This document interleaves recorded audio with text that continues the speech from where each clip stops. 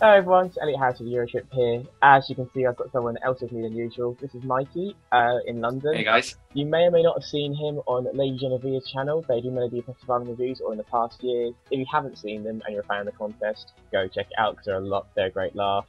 I And highly recommend them if you want a bit of fun. yes, and subscribe to Lady Genevieve as well because she is excellent for everything Melodifestivalen and Europe theme music. So we're going to talk about the Andra Chansen duels as they are now announced. We're going to go through them one by one and say who we think is going to win, not necessarily who we want to, but who we think, and basically our general thoughts.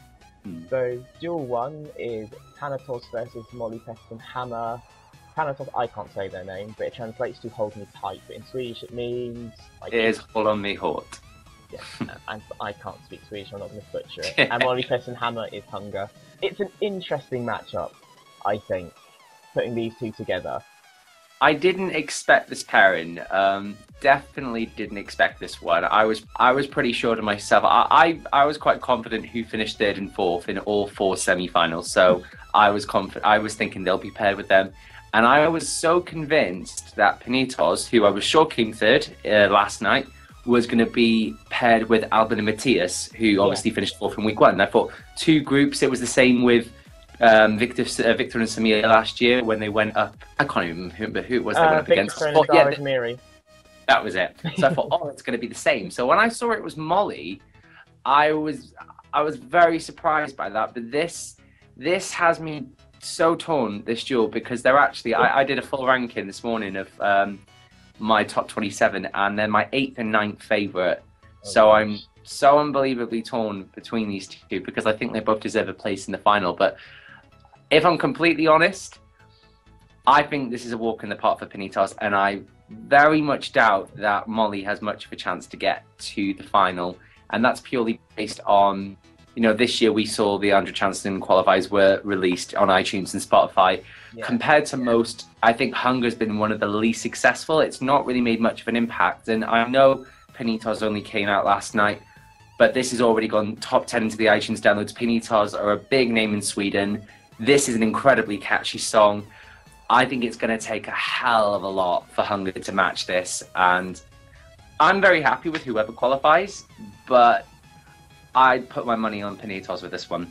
I agree with you. I think Panitos have won this hands down. I mean, I've heard the song twice and I absolutely love it. I don't understand a word they're saying. I don't really get what's going on, but it's a lot of fun. I think that's the beauty of it. You don't understand a word it's saying, but it just releases this absolute joy inside of you, and the chorus is so catchy as well. It's so happy and it's so energetic, and we don't really have like an energetic happy song, like apart from Ace Wilder, there's nothing really, there's not a fun song yet basically. What I like about this one, other than Ace Wilder, I feel this is the only song that can really set an arena on fire, other than Border Nakna obviously, but this really, you could see with the crowd last night that they were loving this.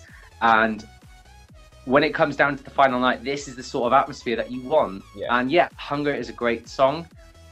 It just doesn't have that hard-hitting impact like Hollow My Heart does. No, like they need something to set Friends Arena alive, and this will. Like, this will go through, and this will probably open the show as well. You can see this opening Friends Arena. I can absolutely see Panitos opening this final. Yeah, and I agree. Hunger is one of my least favourites. Like, I didn't want it to advance. I didn't really like it when she was in the semi-final. I said this in my review 3 weeks ago. I'm not a huge fan of the song. I think it's a bit of a setback for her, slightly. I expected more from her considering what happened last year, how like gobsmacked and almost offended she was by it. I thought she'd come back with something a bit better. And I agree. I think everyone expected Molly to come back with something quite big this year, and especially coming back with a Deb song, who written for Ace Wilder, Måns Zelmerlöw, big names they've written for. Huge and names. I think of the 4 songs that the Debs have written this year, I think this is the weakest. Oh, definitely. And, I do feel sorry for her, because again, this just hasn't made the impact like the rest of the songs has. But maybe better luck next year, Molly. Maybe. But no, for me, Panitos hands down has to advance. Panitos, agreed. We can't have another female singing a ballad type song, I'm sorry. Number 2 is Albin Matthias' Lick against Boris Rene with Put Your Love on Me. Now, Boris Rene, I said, should have gone directly through to the final, so there's no trying. This has to go through for me. It has to be Boris. I don't like Alan Mathias' song that much. Like, the live version didn't do much for me. I wanted Mimi to advance over them, and I wanted Boris to go direct to the final. Again, I need another fun song in that final, so for me it's got to be Boris. I love the song, I love it, so it has to be Boris. I find this a tricky one. Of the 8 songs that are competing next Saturday, these actually rank as my 7th and 8th. Which I want to express, I really like all 8. There is not one song in this lineup on Saturday that I dislike. It's just a case of I prefer this one to this one. I think my feelings are quite mutual. For a semi-final, I felt very hard done by with Mimi Werner being eliminated. I thought the top 3 was obvious, being Ace, Robin, and Samir and Victor. And I felt it was Albin and Matthias versus Mimi for 4th place, which they obviously got. Boris, I was very happy actually with the qualifiers. Last week, I was happy to see Lisa Ajax and Oscar Zia qualify. And I was happy that this went to Andra Chansen. And this is a tricky duel because going back, a few weeks ago, when Rick did qualify to Andra Chansen, I immediately thought this has no hope of getting out of Andra Chansen. I just couldn't see it. But Rick has actually been, next to Borden Akner, the 2nd most successful song on Spotify from this year's Melodifestivalen. It's been in the top 20. It's charted top 20 in Sweden. People know the song, and, both are big names. Albin has had his #1 hits across Sweden. Matthias was in one of the biggest boy bands in Sweden. This is, I think, going to get a lot of support behind it. Boris, I love this song and I agree. If I could pick one myself, it would be Put Your Love on Me. I like the energy. I like the groove and the funk of it. And this is very different. We've not seen a song like this really in Melodifestivalen quite recently, and for that reason, yes, I would like to see this in the final. Whether I think Boris can do it is a tricky one. I think he has a chance. I don't think it's as dead cert like it is with Molly versus Panitos. I think he has a chance, but I'd say this is more 65% against 35%, and I think Albin and Matthias will get this vote. Purely based on the fact that it has a big fan base. It's been available for 4 weeks by the time we get to the Saturday, and people are going to be they're going to remember this song, whereas Boris hasn't been as hard hitting. So I would like to see Boris, but again, I'm going to put my money in Albin Matthias to qualify from this duel. I'm going back to thinking about Spotify and iTunes. I noticed this semi-final, they were quite slow in releasing the non-direct qualifiers onto Spotify. Like, it took about 3 or 4 days. But normally they're up by like the Monday. So I think that time, as I said, I think Rick did get through based on their names, partly. Because if you compare Ain't No Good against Rick, you would probably say Ain't No Good is better. But it was an established name against a non-established name, and it's the same here. So I don't know if they've done that because they think people will support Molly and put them through, and they want a Swedish-speaking song in the final. I don't know. But like I said, I want Boris to go through, but at the same time, I wouldn't be shocked if he didn't. No, I'm quite open. I do like both songs. I would prefer Boris purely because we've already got a duo who we know will go through on Saturday. So I don't really want 2 male duos in the final. I would like to see Boris, but we'll keep our fingers crossed for Boris. But we'll have to see what happens on Saturday. I'm going to be pulling for Boris regardless, but I honestly can't call it, sadly. No, this is a tough one. Duel 3, and it's a battle of the ladies. It is Issa with I Will Wait against Zaraha with Kazinga Zingo. Now, my thoughts on this have changed slightly. Obviously, like when we bumped into each other at Eurovision You Decide, I completely wrote off Kazinga Zingo. I didn't like her live performance. The audio itself isn't bad, but her live performance, and that's what I'm going on, was very disappointing. Like, it was too safe. Whereas Issa, I felt she was probably too manic for her song. I think she needed to calm it down with her performance. I didn't like the whole arm throwing about and like this, personally. I do think I Will Wait will win. I think it's a good one for Zaraha to get to Andra Chansen. It'll probably make her want to come back. I have to give this one to Issa, I'm afraid, but I'm not sure if it'll be close or it'll be like a dead cert for Issa. I'm not sure, because people might think, oh, it's another female ballad or another ballad, so we really need another one against Molly Sandén, against Lisa Ajax. Do we need another one? I don't know, but my head is saying Issa will win this. This is by far of the four the duel I am most frustrated with. As I knew this was going to happen, these are my two favourite songs in Andra Chansen this weekend. So, of course, they had to be paired against each other. It was pretty much the same deal last year. Dolly Style versus Dinana. I loved both songs. That was horrendous. I was hating they paired those two. This is so tricky purely based on the fact that in the week leading up to the second semi-final, and we were hearing all about Issa, there was a lot of hype going for this song. A lot of people thought this was a potential winner of the whole competition, and we did see her fall short in the semi-final, and she qualified to Andra Chansen. And myself, like I think a lot of other people, thought, you know what, it doesn't matter what song she goes up against, she will get to the final because this is a strong song. And I have thought that all the way through. But what has very much surprised me is that Kizunguzunga has clearly developed a bit of a fan base. It has been number one on iTunes. Yeah, it's been at number one on iTunes in Sweden. It's been in the top 20 on Spotify, which is something that Issa didn't achieve. No. So this is a real, and you have two completely contrasting songs. You have a big party anthem, and then you have a very dramatic ballad. I do think that there needs to be a bit more passion in the performance, and she just needs to let go and perform it. But like I said, this is an incredibly intense duel, and I think it will be very close, and I will not be surprised to see either of them qualify. I do actually, if Issa can make the final, I've got hopes for this. I think the jury will really get behind I Will Wait. Yeah. Maybe not so much the televoters, but, I think it'd be very interesting to see, I Will Wait. And yes, we've got Molly Sandine in the final. We have Lisa Ajax, which is more of a mid-tempo sort of song, but we haven't got that big dramatic ballad. We have Oscar Zia, which is a male, but it'd be nice to see this as well. But like I said, I'd be more than happy as well to see Kizunguzunga in the final. But if I had to pick one that I think I want Issa, I'm gonna go with Issa. I think the Swedes will vote Issa to the final, but I don't know. I think this is very, very 50-50 which way this can go. And it has nothing to do with the fact you're a Sanna Nielsen fanboy, and this is very Sanna Nielsen.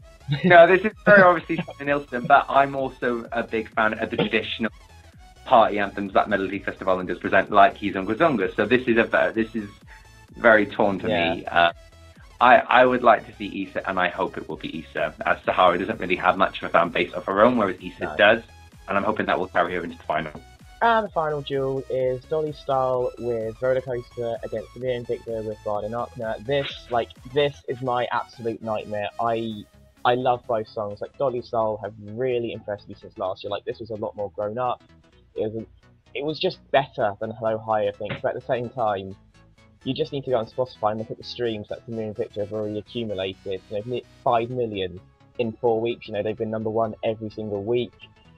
Like we said, whoever was going to go up against this was the sacrificial lamb for Andra Chansen. I am shocked they put Dolly Style against this. It makes me really sad, because it almost feels like they've just never been given a chance. Like last year against Dina Na, and now this year. It's going to be tough, but as much as I'm not too bothered about who this is, I love both of them. They are my two favourites. I've got to be honest here, and it's going to be Samir and Victor. Like, can you really look past them? Like, standalone artists, and they both have their own unique fan bases, and they're both very polarising. But Samir and Victor's fan base is like tenfold that on Dolly Style. We cannot deny that. And as much as I do love Roller Coaster, and I would love to see it in the final if it's something fun, I cannot look past Samir and Victor, and I've said that since they were put in Andra Chansen. Like, this is going to go through, it's going to do very well, and it looks like Dolly Style are the sacrificial lambs this year, sadly. I think what comes with Samir and Victor is that SVT has done exactly the same this year as they did last year. They want Samir and Victor in this final, no matter what it costs. So just like last year, they have picked what they deem to be the weakest, the songs that they could have possibly have paired it up against. And I agree, of the other two songs they could have paired that we assume that came fourth would have been Kizunguzunga and Hungry. Yeah. So I think this is the one they thought, this is a safe bet. Like you've said, it's been incredible. Samir and Victor are a big name. Every hit they've ever released is in the top 3 in Sweden. Yeah. This is their first number 1. The Spotify, it's been ridiculous how much they've, been destroying that. There was no way anyone had any hope in beating them. So, in terms of what I think of the songs, I do like Roller Coaster. I personally do prefer I prefer Hello High, because what Dolly Style managed to do last year was dig into my inner child back in the Aqua days, and it just brought me back, and that's what made me fall in love with them. Because originally, when they were announced this group was taking part last year, I thought, oh no, because I wasn't a big fan of the whole Yukiyu thing, and I know he was involved, so I thought, I'm not looking forward to this. So they really surprised me this year. I see what they've done this year with going with a more a modern song, a grown-up song, I suppose. I think my problem with this song is that you can very clearly see that this was written for Gem last year and got rejected and then offered to them. It's very obvious that this isn't a Dolly Style song. I've heard their other singles, and this is nothing like they've done before. Whereas Samir and Victor are very true to themselves with Bordenachna. Also, it would be fun to see either. But, you know, when I'm sitting there in Friends Arena, I want to see Bordenachna. That is going to set the arena on fire, that song. And I'm so excited to see what they can win. There is no way they can't put Bordenachna in the final. This is what I put everything I own that Samir and Victor will get to the final. I don't see any hope for Dolly Style. No. And it's a shame that they were, as you said, the sacrificial lamb that had to go up against them. But if I'm completely honest, I don't think it would have mattered. I think if they would have put Dolly Style against any other act that came third in any of the heats, I don't think they would have qualified against any of them. I think this is the song probably with the lead. As opposed to Hunger, I think Hunger's the only one that probably has had a little less support. But I think everything else has gotten a lot more support than Hunger. Yeah, definitely. So I don't think it mattered who they went up against. No, like it's a shame. It's a shame for Dolly Style. Such a shame. But you know, they've just got to go out there and see what happens. Like I said, probably leading into going back to last year when it was Dolly Style versus Dean and R. Everyone had kind of written off Dean and R, and as it came out, she was fourth in her semi, and Dolly Style was third. But they almost swapped on the night. Like Dolly Style completely cracked and crumbled under the pressure, and Dean and R didn't. Like she improved. Yeah. I'm not saying that'll happen next week, because Samir and Victor, you can see they're competitive people. As chilled as they come across, you can tell like they're very competitive. Especially Samir, you can always see he's determined, and you know he in that Andra Chansen, he will not care they're three little girls. He will blow them out the water if he has to. He will trip them up if he has to. He wants to be in the final. You can see it. You can. I think the interesting thing that will be to see with these acts on Saturday is that, despite all the success, I think Samir and Victor will probably still feel the pressure. Whereas I think Dolly Style are very aware they're not going to the final. But so I think they'll go out and I think they'll enjoy their 3 minutes, and I think they know they're not going to qualify, but I think they'll have fun with it and they'll just relax. But I think that Samir and Victor will give it absolutely everything on Saturday to make sure that they get that ticket to the final. But I have no doubts that we'll see them in the final. And they're the second song, so they're effectively closing the show. So it's all going to be built up for them, because they're the last act to perform, and they're the biggest selling one. So yeah, it's all built around Samir and Victor, let's be honest. And whoever they were going to go up against, they were going to beat. And so it's just like, right, damage limitation. And sadly, it's Dolly Style. Right, so out of the four we said that will probably qualify, which is Samir and Victor, Thanitos, Issa, and obviously we were quite tired about Boris and about Albin. Who do you think would be most successful in the final out of those 4/5 that advance? Who do you think will finish highest? That is a tough one. That is incredibly tough. Going from fourth to first, I think Albin and Matthias will be the least successful. I think they'll get through on their fan base, but once they're in the final, there is way too much competition for them to compete. So I think they'll be very much forgotten about, and I can't see the jury supporting this either. Third, I would say Penitos. If anything, Albin and Matthias could beat them. They did appallingly 2 years ago. They got to the final. They got pretty much no support from the international jury. And again, I think there was too much competition in the final for the public to support them. And if the jury didn't support Efter Sochen, I can't see them supporting this either. And again, we have got 6 huge names in the final. God, so I think Penitos will fall short there. Issa and Samir and Victor are bipolar opposites of the scale, where Issa is going to excel in the jury voting. And I can see that being top 3, top 4 with the juries. Definitely. As for the televote, I think that would be more mid-table perhaps. Samir and Victor will probably be destroyed by the jury. Oh, but yeah. they're really going to get the televotes in.